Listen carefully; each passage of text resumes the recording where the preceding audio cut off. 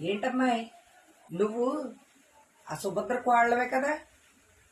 ఏంటి, ఒక అరగంటగా నేను చూస్తున్నాను. నాకేమైనా చెప్పాలనుకుంటున్నావా? అటు ఇటు తచ్చాడుతున్నావు.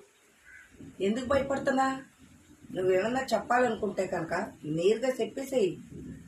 అప్పుడే కదా నీ మనసులో ఉన్నది ఏదైనా మాకు తెలిసిద్ది.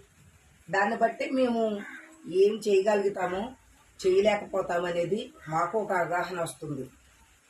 ఏంటి నీ ప్రాబ్లం? ఎందుకు భయపడుతున్నావమ్మా?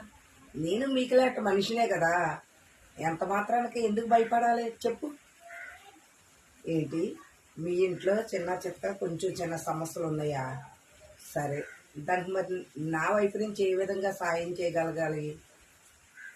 ఏమి లేదు, మీ అత్తయ్యని మా మామయ్యని మీ హస్బెండ్ని కొంచెం మందలిస్తే సరిపోతుందా? సరే, నేను నాన్నకు